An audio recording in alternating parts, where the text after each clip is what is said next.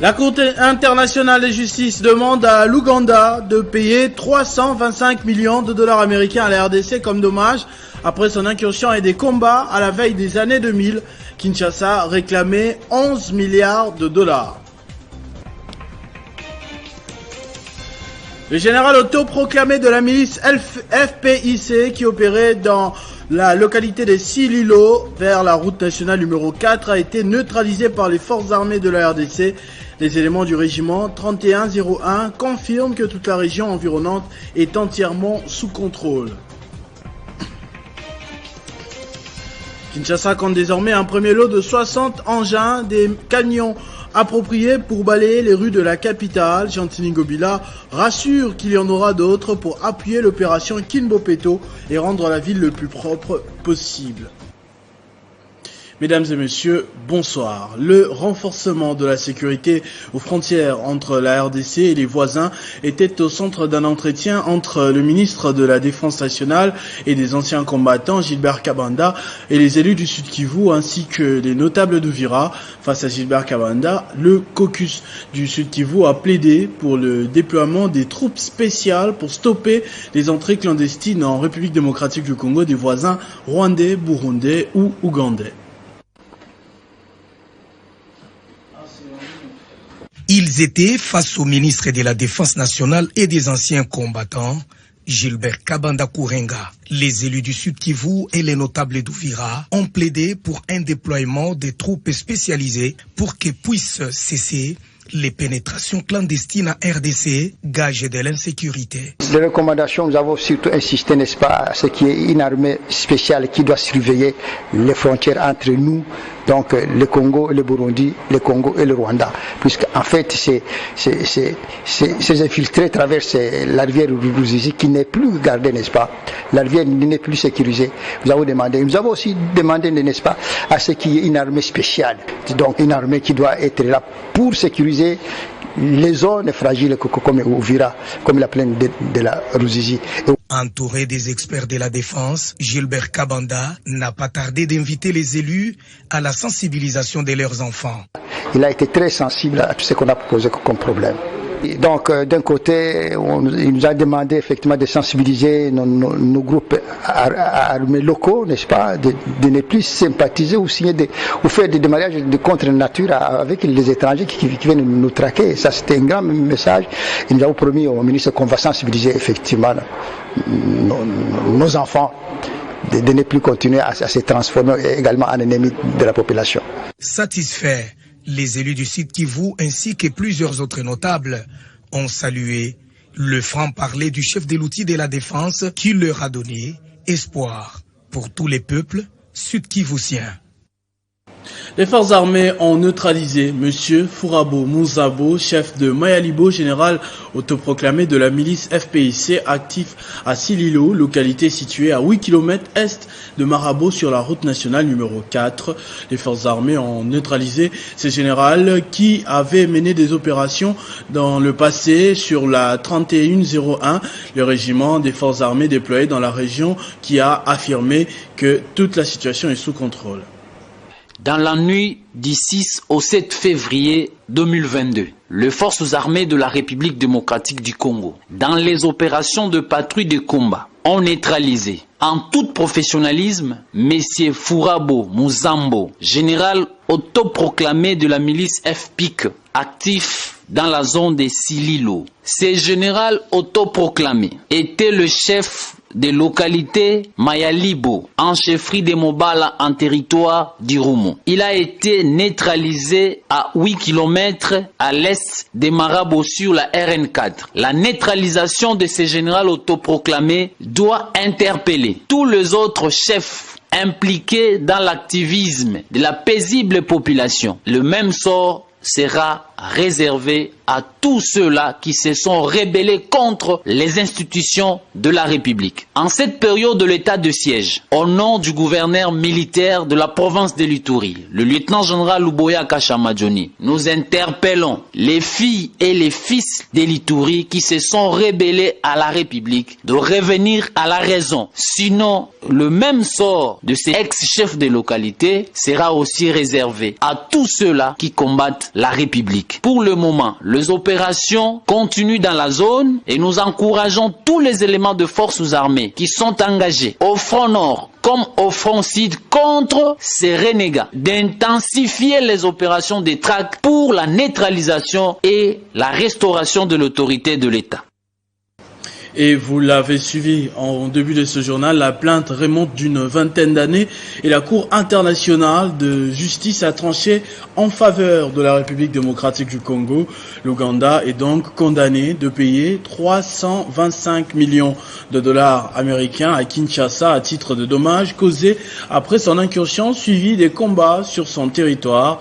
Kinshasa réclamait pourtant jusqu'à 11 milliards de dollars américains.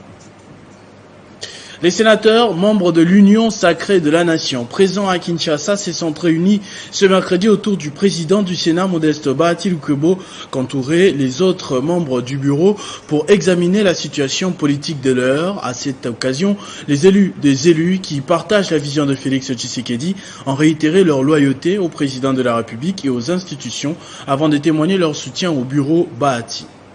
Nous, sénateurs de l'Union sacrée de la Nation, étant réunis en ce jour, 9 février 2022, dans la salle Kivu au Palais du Peuple, ayant suivi avec attention la situation politique sécuritaire de l'heure, avons déclaré en ce jour ce qui suit.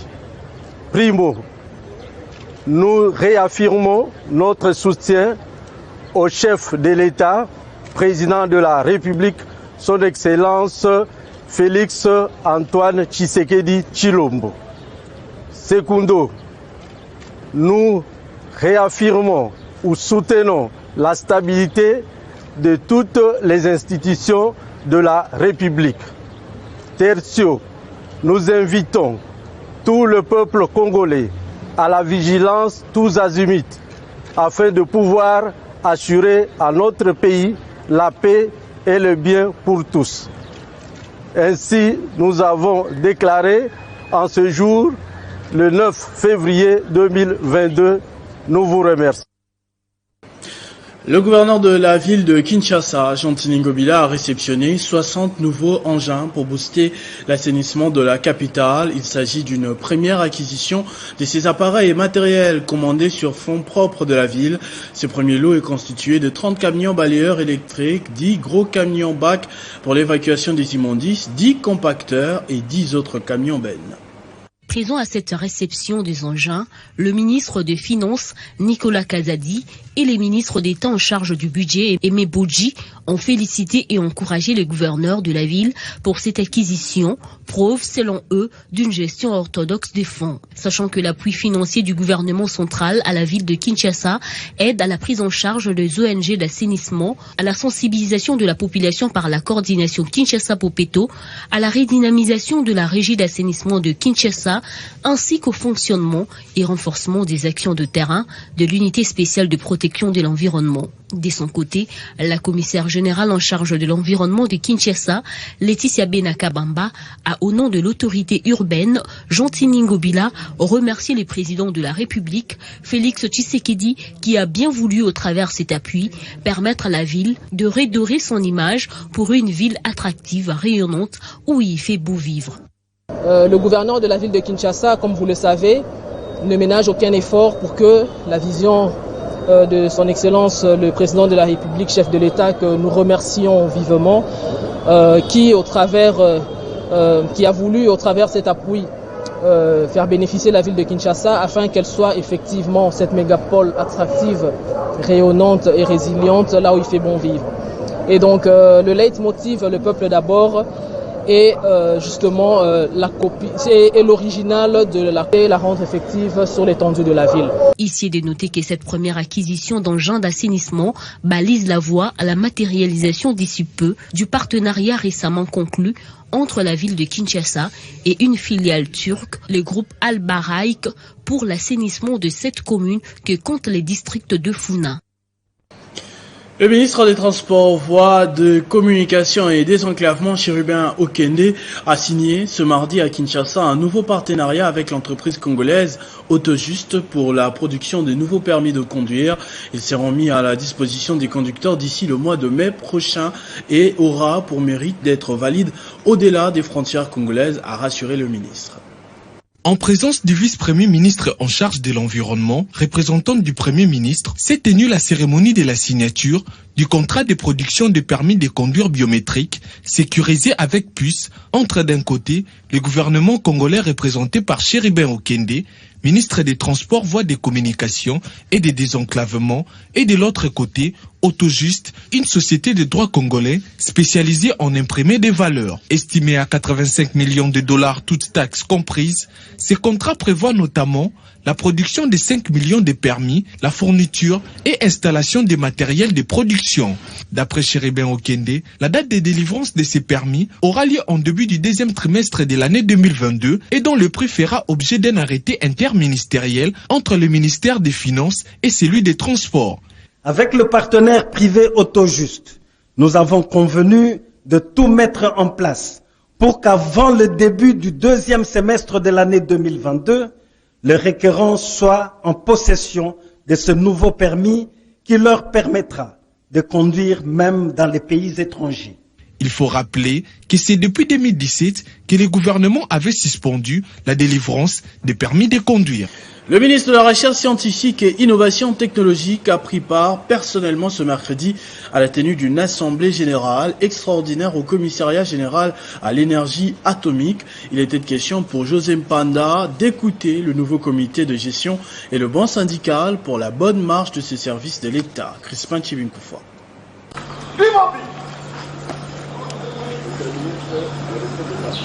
Le commissariat général à l'énergie atomique, CGA GRENCA, service public du ministère de la Recherche scientifique et Innovation technologique, a connu une ambiance particulière ce mercredi 9 février 2022 avec la présence du ministre José Mpanda Kabangu sur son site de Kinshasa pour la tenue d'une assemblée générale extraordinaire avec les nouveaux comités de gestion désormais confirmés et les bancs syndicales. Le commissaire général à l'énergie atomique, Thierry Tabou, a salué l'esprit de partage qui anime le ministre Mpanda, qui a résolu tant de problèmes qui minaient ces services de l'État. Des actions appréciées à leur juste valeur par les bancs syndicales qui, par la même occasion, a rappelé à maître José Mpanda Kabangu les dossiers de la mécanisation de certains agents, le paiement des arriérés et surtout l'actualisation de la prime Kamanda. Le ministre de la Recherche scientifique et Innovation technologique a rassuré avoir déjà pris les devants en rapport avec toutes ces revendications. Je suis au service de la nation, c'est-à-dire au service de la population. Vous faites partie de la population, donc nous sommes à votre service. Puisque je viens de signer un arrêté interministériel, la délégation syndicale va participer aux travaux qui vont commencer la semaine prochaine, où on va pouvoir régler le problème de l'alignement. Vous allez être payé dans les budgets 2022 comme l'enseignement. Avant de quitter les lieux, José Mpanda a visité les égons lots de matériel pour la manipulation des virus dangereux tels que Covid-19 et pas loin de là, le bâtiment en construction devant abriter tous les services du centre de recherche en géophysique. Au ministère de l'Entrepreneuriat, Petites et Moyennes Entreprises, la commission interministérielle composée des ministres en charge de la Justice, des Finances, des Mines et de l'Entrepreneuriat doit être mise en place pour l'effectivité de la loi sur la sous-traitance. Ces sujets étaient évoqués lors du 39e Conseil des ministres par le ministre Eustache Muanzi. Cette équipe constituée de plusieurs ministères va diligenter une mission d'audit pour évaluer l'effectivité de la loi sur la sous-traitance ainsi que ses mesures d'application, notamment dans les secteurs miniers. En fin de compte, remédier aux problèmes liés à cette loi en favorisant une synergie des collaborations susceptibles de créer une dynamique et répondre aux attentes des entrepreneurs congolais dans les secteurs privés et consolider les efforts du gouvernement par rapport à la question. C'est après les différents échanges entre les chambres de commerce, les associations de femmes et de jeunes entrepreneurs, la Fédération des entreprises du Congo et la Confédération des petites et moyennes entreprises du Congo, ainsi que le ministre de l'Entrepreneuriat, Eustache Muanzi. Une démarche entreprise par les ministres conformément à la demande du chef de l'État Félix Tshisekedi lors du 38e Conseil de ministres où Eustache Muhandi a expliqué les contraintes persistantes relatives au fonctionnement de l'autorité de régulation de la sous-traitance dans le secteur privé et à son déploiement en province. C'est dans ce cadre que le patron de l'entrepreneuriat s'est entretenu avec les membres du gouvernement sur les mesures de mise en œuvre de la dite loi, notamment l'approbation des diverses opportunités qu'elle offre aux opérateurs économiques pour lesquels la vulgarisation demeure un défi majeur. Une forte délégation de l'intersyndicale de la SCPT a été reçue par l'inspection générale des finances pour évoquer les intérêts des travailleurs de cette entreprise publique. Des entretiens qui ont permis aux visiteurs de saluer les efforts de l'IGF dans la mise à l'écart des détourneurs dans ce portefeuille de l'État et dans tant d'autres. La direction de l'IGF a reçu la délégation syndicale de la Société commerciale des transports et des ports, composée des représentants légitimes des travailleurs de cette société et défenseurs de ses intérêts, qui est venue pour témoigner son soutien à l'IGF pour ses efforts tendant à barrer la route aux prédateurs internes et externes. Nous venons d'être reçus par l'inspecteur général, chef de service de l'inspection générale des finances, pour soumettre la situation que traverse la société.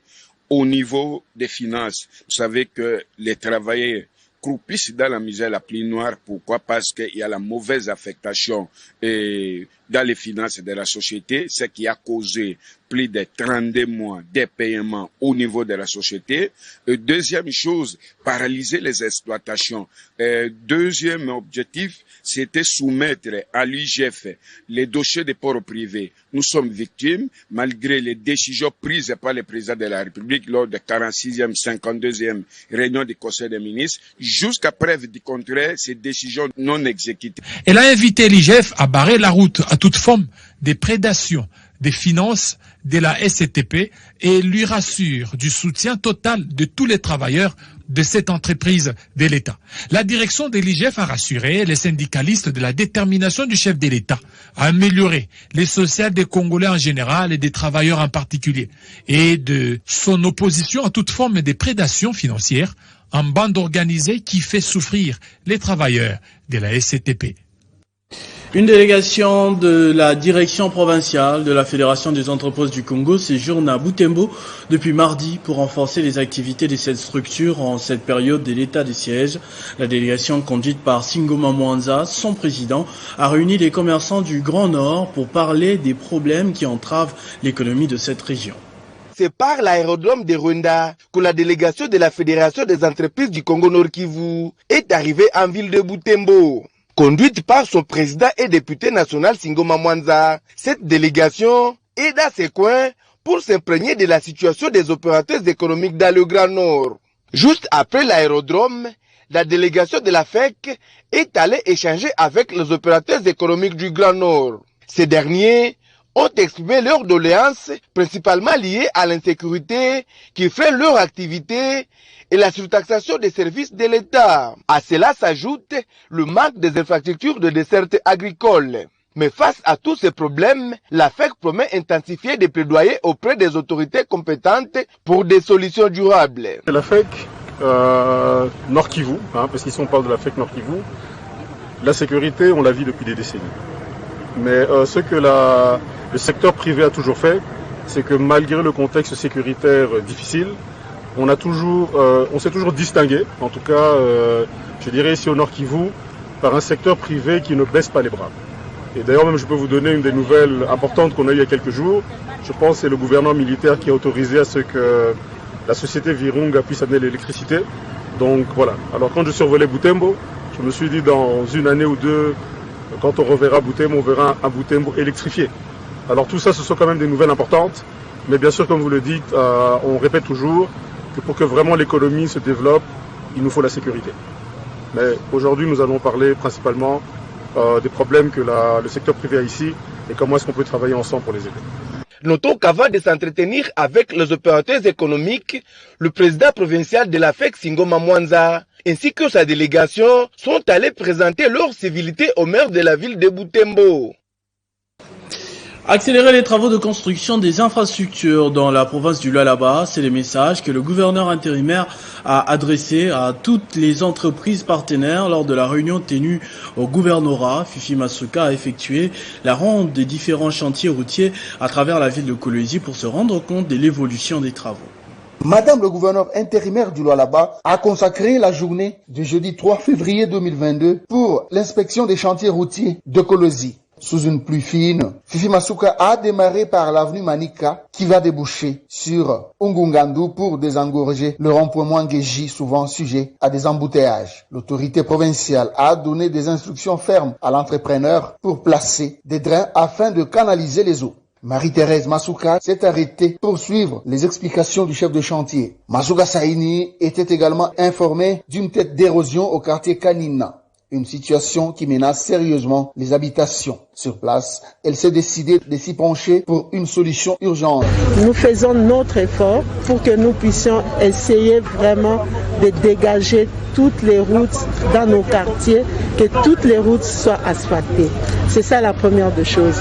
La ville de Kolwezi, elle est sablonneuse. Donc, si on ne fait rien, nous aurons des érosions partout. Vous voyez que nous nous forçons d'avoir des drains, d'avoir des marchés piétons, d'avoir la servitude. C'est pour préserver toutes les maisons.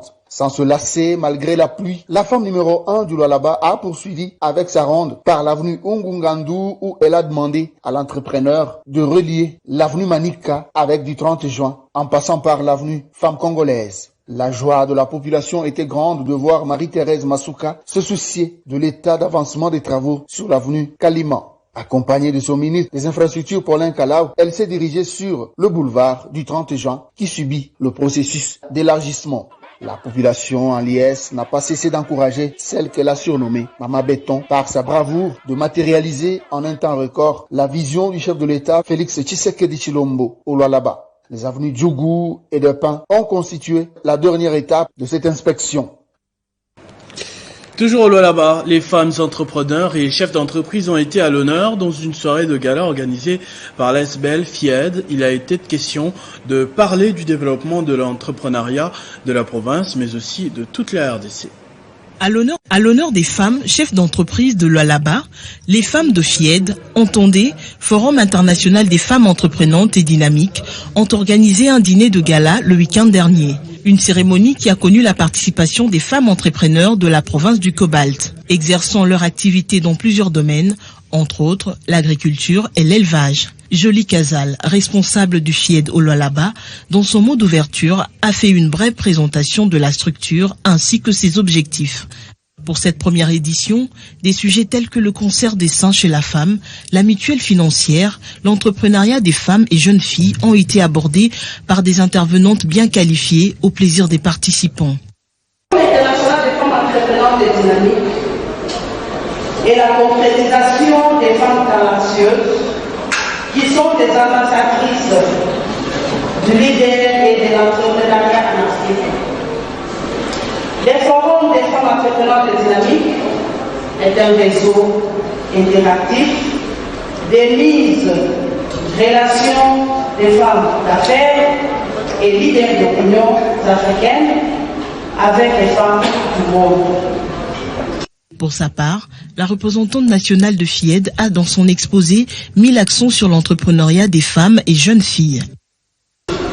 Les forums est une plateforme d'échange et les lieux de positionnement des entreprises ayant les femmes comme cible de communication. Nous avons comme objectif de promouvoir les femmes dont le parcours familial, professionnel et communautaire constitue un modèle de réussite pouvant servir d'exemple aux autres.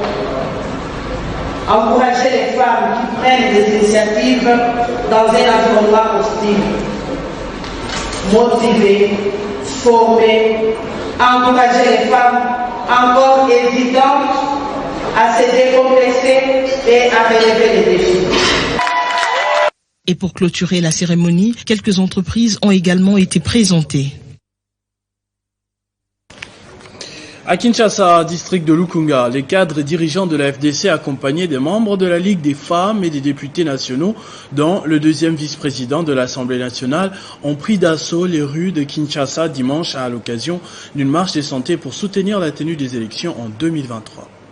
Au cours de cette marche qui a commencé à la place des évolués dans la commune de la Gombe, les cadres du parti politique cher au président du Sénat, l'honorable Modeste Bahati Lukwebo, ont réitéré leur soutien à la candidature du président de la République, Félix-Antoine Tshisekedi Tshilombo, à la présidentielle de 2023. Cette marche de santé avait aussi pour objectif secondaire sensibiliser et informer la population de la ville de Kinshasa en général et celle de Lukunga en particulier sur le choix de la FDC sur la candidature de Félix-Antoine Tshisekedi Tshilombo aux élections de 2023 et de renforcer la cohésion au sein de la fédération de Lukunga. Parce que notre marche de santé est intitulée pour 2023, notre choix est clair, Fachi. Donc notre candidat, c'est son Excellence Félix-Antoine Tshisekedi Tshilombo pour sa réélection en 2023, comme là pour nous remettre en forme et surtout renforcer notre cohésion sociale et politique au sein de la fédération de Lukunga pour sensibiliser, vulgariser, informer toute la population de Lukunga de la personne du président de la République, Fachi Beton, et surtout informer aussi de la volonté de notre autorité morale, Modeste Bahati Lukwebo, qui place toujours l'homme au centre de toutes les activités de l'AFDC. Cette marche s'est soldée par une cérémonie d'échange de vœux entre membres et cadres de l'AFDC Lukunga. Le secrétaire général de l'AFDC, Guy Richard Malongo, a rehaussé de sa présence cette activité. Après avoir parrainé la 28e promotion des écoles de langue, la députée nationale Solange Masumbuko a parrainé la 8e promotion du centre supérieur militaire. Elle a également pris part à la cérémonie d'échange de vœux des femmes veuves membres de l'église Sebeko Ambitsa. C'est pour son plaidoyer qu'elle ne cesse de mener en faveur de militaires, sa bravoure et son assiduité dans l'accompagnement des activités du président de la République, Félix-Antoine Tshisekedi Tshilombo, qu'elle a été choisie marraine de la 8e promotion en informatique au Centre supérieur militaire. Nous remercions le chef de l'État pour cet élan de formation, de renforcement en capacité et donc coup de chapeau à cette promotion, coup de chapeau au général, à tous les généraux qui se mettent à pied d'œuvre pour la formation de la jeunesse, mais coup de chapeau aussi aux instructeurs qui malgré la Covid n'ont pas cessé de venir dispenser les cours. C'est aux côtés du chef d'état-major général de ce centre, qui a représenté le commandant de ces écoles, que la députée nationale Solange Masumbuko, parce que c'est d'elle qu'il s'agit, a remis des cadeaux à une centaine de finalistes, dont des officiers, sous-officiers et civils. Je suis très content au nom de la promotion, particulièrement pour l'assistance que nous a accordée l'honorable Solange Masumbuko. Après cette étape, le lieu de Lukunga a surpris plus de 500 femmes veuves de l'église Sebeko, paroisse Djelou, à Binza. C'était lors de la cérémonie d'échange de vœux de Nouvel An. L'affectueuse princesse de Lukunga n'était pas main baudouille, elle avait dans sa gibecière des enveloppes, des pagnes, calendriers pour ne citer que cela. Un geste salué par les bénéficiaires. Le lieu de Lukunga n'est pas son premier geste de bienfaisance envers ce maman. Elle les a toujours soutenus à chaque fois qu'elle organise des manifestations. En Ituri, bien que sous état des sièges, la vie continue son cours normal avec notamment l'encadrement de la jeunesse par le sport. Vous le verrez, la ville de Bunia s'est dotée d'une nouvelle infrastructure sportive, une équipe du ministère des Sports et Loisirs ainsi qu'une délégation de l'agence congolaise des grands travaux ont procédé à la réception technique du stade de Kindia. L'encadrement de la jeunesse par le sport passe avant tout. En plein état de siège, la province de l'Ituri se dote d'infrastructures sportives de qualité. Un stade moderne en construction à Kindia, en ville de Bunia. Un stade dont les travaux de construction sont presque à la fin. La réception technique des 10 travaux a été faite par la délégation du ministère des Sports, du Sino Hydro, ainsi que du gouvernement provincial. C'est l'air des yeux qui nous intéresse. Lorsque 10 000 personnes entrent, leurs yeux se focalise vers l'RDG. On a vérifié le système de drainage. Parce que vous voyez, avec tous ces gradins, il faut voir le système de drainage. On a vérifié avec l'ingénieur qui est à côté de moi, ça va. On a regardé, mettons, la base qui va recevoir, mettons, la pelouse synthétique. Si cette base-là n'est pas homogène, n'est pas bien stabilisée, on aura de monticules et puis les jouets vont être esquettés, ce n'est pas bon. En vérifiant, ça va. Ingénieur Maoumolome, superviseur de ces travaux, a formulé quelques recommandations aux bénéficiaires de cet ouvrage. Nous serons satisfaits du point de vue que les autres donnent et de leur appréciation. C'est ce qui va nous satisfaire parce que nous sommes constructeurs de ces stades. Mais du moins, nous avions fourni les efforts pour que ces stades, sur le plan technique, répondent aux aspirations de ce qui a été formulé dans notre cahier de charges. À l'issue de l'inspection visuelle, des ouvrages exécutés sur base de ces réalisés, la commission en charge de la réception technique a jugé globalement les travaux satisfaisants et recevables. Les études topographiques ont été aussi organisées pour préparer les études de la voie d'accès ainsi que l'aménagement du stade pour la deuxième phase du dit projet. Ce journal est terminé, je vous en rappelle tout de suite les principaux titres. La Cour internationale de justice demande à l'Ouganda de payer 325 millions de dollars américains à la RDC comme dommages et intérêts après son incursion et des combats à la veille des années 2000. Kinshasa réclamait pourtant 11 milliards de dollars. Le général autoproclamé de la milice FPIC qui opérait dans la localité des Sililo vers la route nationale numéro 4 a été neutralisé par les forces armées de la RDC.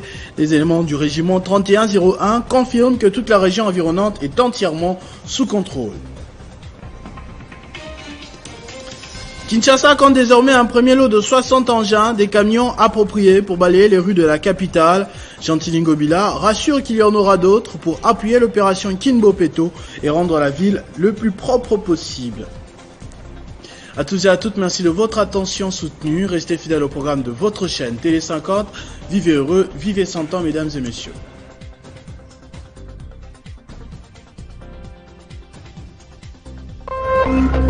Téléchargez les infos Télé 50 sur www.télé50.cd.